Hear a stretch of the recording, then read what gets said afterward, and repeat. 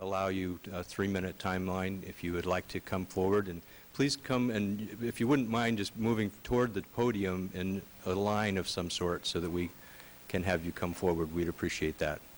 So please let us know your name, and Zoe, will you time to 3 minutes, please? Good evening. Thank you. Thank you so much for your support in reading out loud the rules and guidelines. My name is Casey Wallace, and I actually wanted to read something that my children reminded me of, and it's the kindergarten classroom rules. And I'm actually going to leave a copy. No yelling, be honest, be respectful, take turns, no blaming or finger pointing, do not bend or break the rules, work well together, no name calling, be a good leader, be a good role model, do what is right, no biting, spitting, or hitting, no bullying. Ask an adult for help if you are confused, angry, sad, worried, or if someone is not following these rules. We really need you guys. There are a lot of important Davis matters at hand, and we need you guys to represent us, and I ask that you please follow these kindergarten rules. Thank you. Thank you, Casey.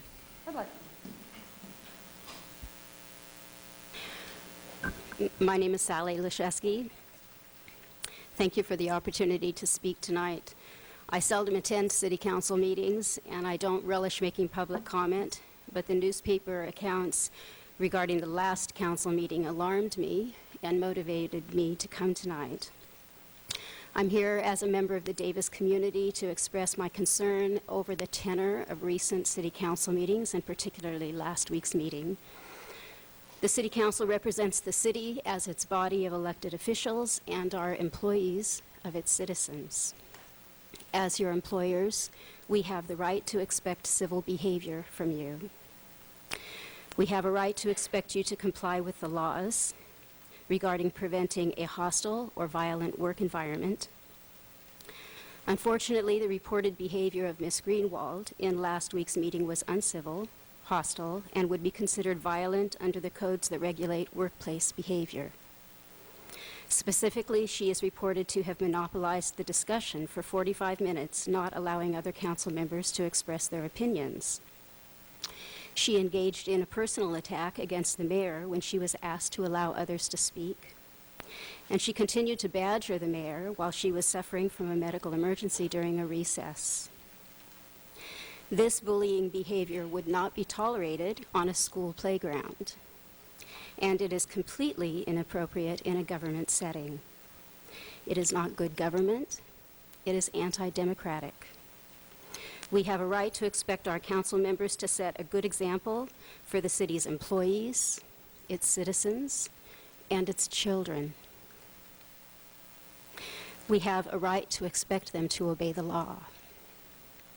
We expect city council members to treat each other with respect and deference, to listen more than they speak, and to respect and defer to the authority of the mayor to preside over and manage council meetings.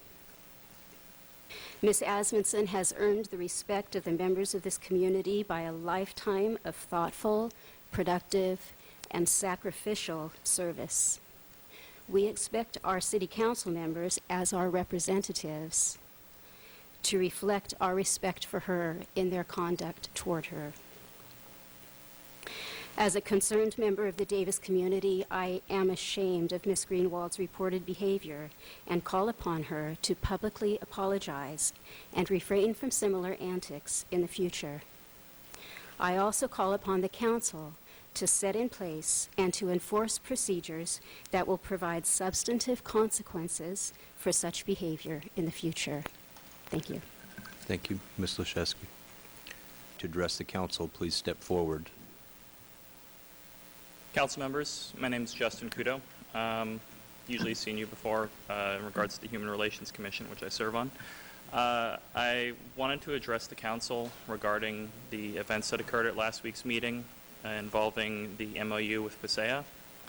The behavior that I saw on the dais was, it was embarrassing. I believe that Councilmember Greenwald felt very strongly about the results of the labor negotiations. But however her criticisms may or may not have been, was lost during the total breakdown of civility in these chambers. I was stunned to see a council member being so overtly hostile and derisive with the rest of the council, making personal attacks and replacing the structure of the council meeting with chaos. Councilmember Greenwald's statements in closed session could have been clarified in a much less disruptive manner, but the incendiary language that was used suggested that this was possibly more about personal concerns than the interests of the community. What we ultimately had was a situation where the majority and the minority disagreed on a course of action for the council. This certainly isn't an abnormal part of our democratic process. It's a good part of our process, as long as you can move on from it. But more and more in this country, I see people who think that if you're not getting your way, it's acceptable to throw out or sidestep the rules and yell and cry foul until you get what you want. I would expect better from my own city council. Thank you. Thank you. Mr. Kudo.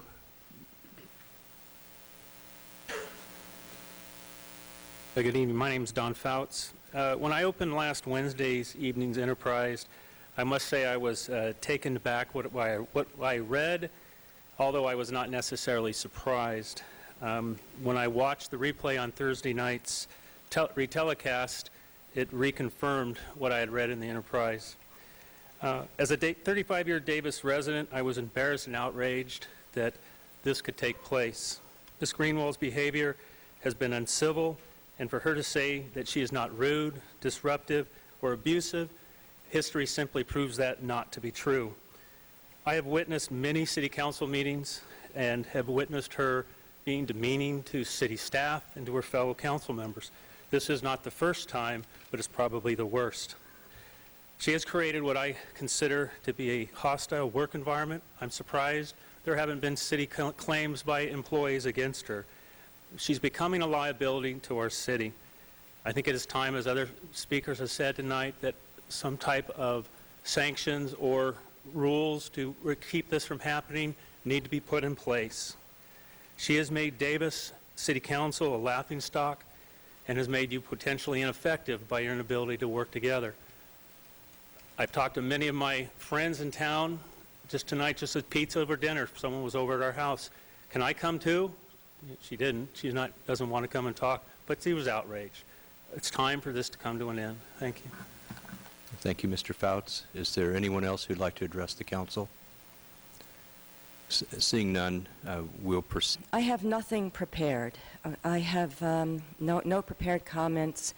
I spent the week reflecting. I could not bring myself to watch the tapes of the council meeting until yesterday. Initially, I was just angry that my position had been misrepresented. But when I watched the tape, I saw a person really crumbling under the strain. And it was crumbling under the strain of years and years of trying to, of fighting and in closed session, to seeing what was happening with the city budget, with our labor negotiations, seeing that it was unsustainable, fighting some of the changes that had occurred and failing, and then seeing these labor contracts, seeing no significant, not anywhere near the sufficient changes made, and seeing it presented and trumpeted as big savings. Now, my reaction was absolutely unprofessional, and it was nothing against Ruth. I like Ruth, and I really do like Ruth when she's not angry at me for disagreeing with her. I probably like her more than anyone else on the council, but except maybe, well, I don't want to get that personal, but and I totally overreacted, and I feel terrible about it. And I think in the future I'm going to try to force myself to watch the tapes to make sure that I don't do this again. I also, I would like to, I would just, in my defense, say that everybody familiar with Davis politics who has any agreement with my positions in fighting for fiscal responsibility, fighting against some of the enhanced benefits that can't be undone, fighting for contracts that are sustainable, understands my level of frustration, knows how long I've been predicting that we were basing our long-term budgets on a housing bubble back from back since maybe 1904. I was saying these budgets are being balanced on an unsustainable bubble, and my frustration has been building, and I have often, as a minority of one, sometimes a minority of two, had a real rough time, and sometimes you guys haven't been very nice to me, as you know. So I think, we can all improve, but that's not what I'm focusing on tonight. I'm focusing on what I can do to improve, and I think I can watch the tapes and make sure that I'm advocating hard but not going over the edge, and that is the critical thing. And I just want to make it clear that I really do like Ruth, and she's a civil servant who's served with no interest in higher office, because she thinks she's done the best for the community in the best way she can. On many ways, we agree more than most on the council on the issues underlying some of these issues on fiscal responsibility. I like her. I want to thank all the people that have shown me support, and there have been a lot of them during this week. And I want to thank all the people who have written and showed Ruth support, because we both needed it. And so I think we can come out stronger. I can come out stronger. I can't speak for anyone else. And so I want to thank everybody who's expressed feelings on both sides. And I want to take my full share of the blame. And in this particular instance, it is most of it. Thank you. Thank you. Councilmember Souza. Thank you very much, Mayor Pro Tem. I want to apologize to the community. I want to apologize to my colleagues. I want to apologize to the staff for anything that I would have done or did do last week and didn't do to bring a better decorum to this council, to this community. I think that I have a part in doing nothing, because nothing is sometimes just as bad as doing something. So for me, I wholeheartedly ask you to forgive us for what we have done. It is in my hope that it will never, ever occur again while I sit on this council, and that we follow the rules that we have set forward for us, these ground rules, some of them of what you heard, and that we hold to them from here on out. On another note, Mr. Mayor Pro Tem, I would like to raise a issue concerning bike lockers. Last Thursday, there was a forum on electric vehicles. Several members that came to that forum expressed a concern, so maybe when we get to the long-range calendar, there might be an appropriate time for that item, along with a resolution from this council concerning Proposition 16 that I believe Councilman Haystack and myself will be presenting to this body. Thank you, sir. Thank you. I think that my colleagues have expressed their heartfelt concerns about what happened in last week's meeting. I think we do have a need to take a deeper look at that and work through it as a council and a community. Our existing procedures may be lacking in some respects, and I think we need to take a look at that. The interesting thing is that what we thrive, how a democracy thrives, is on the basis of difference of opinion. Through that difference is strength, and we can build upon it to have the better outcomes for our community. But we have to have a way to move through issues and business to get to a final solution in any case.